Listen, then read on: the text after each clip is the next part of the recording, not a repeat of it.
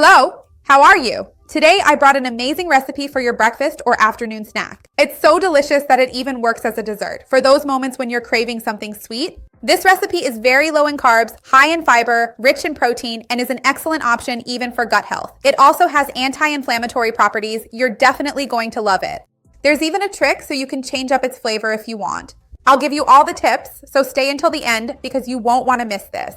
Before we start, I want to ask you, do you usually have an afternoon snack or do you usually skip that meal?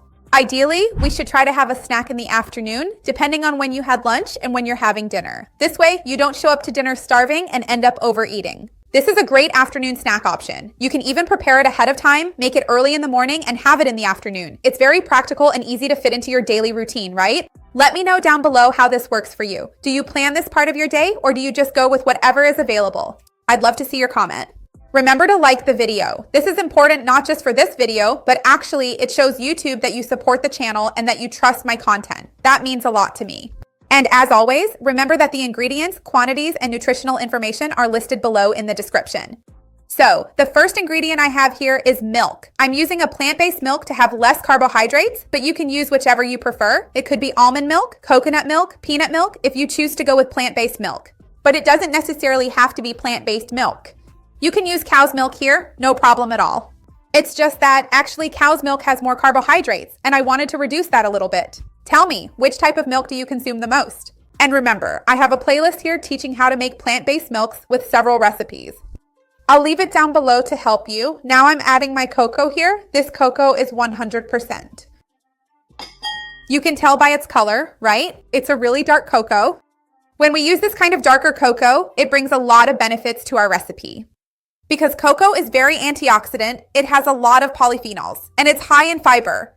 So it's a much healthier option, infinitely healthier than if you used a chocolate drink mix here, right? There's just no comparison. And cocoa is also great because it helps improve your mood and sense of well-being. So it's wonderful for us to add it to our daily routine.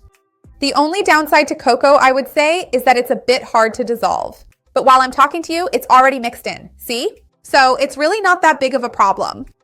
Ideally, we should try to choose 100% cocoa because it will bring much more benefit. If that's too intense for you, if you find it too bitter, some people just aren't used to the taste, right?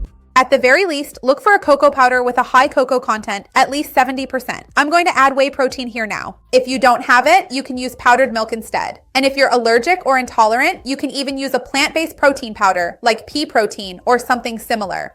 Or even a blend, right? A mix of rice and pea protein to get a good biological value. If you can't afford to buy these proteins, remember that powdered milk, as I mentioned, can be a good option. Of course, proportionally, it has more carbohydrates and less protein than whey. Because whey is when we actually separate the protein from the milk, right? It's a protein that's separated from the rest of the material and dehydrated. So if you can't afford it because it's more expensive, you can go with regular milk powder. Tell me what works for you. I'm going to add some wonderful spices too. I'll put in a little cinnamon and a little turmeric. Remember that both have anti-inflammatory properties and also help with the flavor, right? It's a good option. A cool tip I just thought of and was going to mention, and I even talked about it in the opening of the video for you, is that if you change the flavor of the whey protein, you change the flavor of the recipe. So if you use a coffee flavored whey protein here, it will taste kind of like tiramisu. If you want it more chocolatey, you can use chocolate flavored whey protein. If you use strawberry whey, it becomes chocolate with strawberry, which is really good. Tell me whether you would change it or not. This is a nice tip to help you vary the flavors in your daily routine.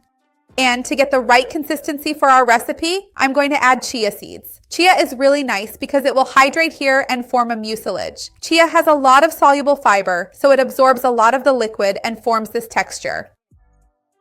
Besides that, chia is also great because it makes you feel really full. Not just because of the fiber it contains, which forms the mucilage, but also because of its high amount of healthy fats. Chia contains a fat that is a precursor to omega-3. Omega-3 is an anti-inflammatory fat, really good for the gut and for reducing chronic inflammation. So it's really great for us to add it to our routine. And chia's flavor is very neutral. That's why more and more people are choosing to use chia instead of flaxseed. They're related, they're very similar, but chia has a consistency and a more neutral flavor. So it's a good option for us to add to our daily routine.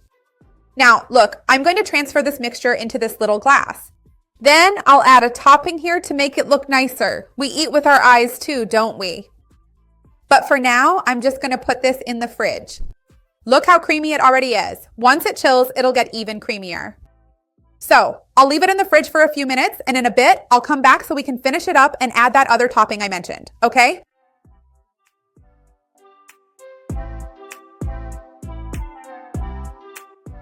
It turned out so beautiful and the texture is amazing. I'll show you in a bit when I scoop some out, but first I'm going to add a little natural yogurt here and smooth it out to make it look nice. Tell me, do you also like to dress up your food? It's not just about looks, right? Yogurt is also a natural probiotic. It has calcium, it has protein, and I think it really complements it well. But honestly, I have to admit that when I thought about adding yogurt here, I was thinking about the visual aspect because we also eat with our eyes. And I think it's going to add a nice refreshing touch here, you know, with this large amount of chocolate in it. To balance things out, I think it's going to turn out really good. Finally, I'm going to add a little more cocoa here to give it a special touch. It kind of looks like tiramisu, doesn't it? It looks beautiful. Tell me, would you make it like this or not?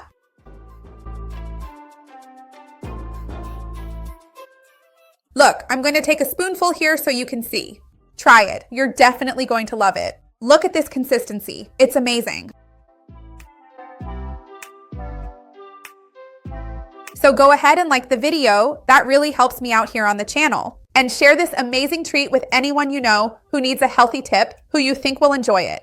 Let's spread this wave of goodness together. That's what I want here with the channel. Now, let's try it.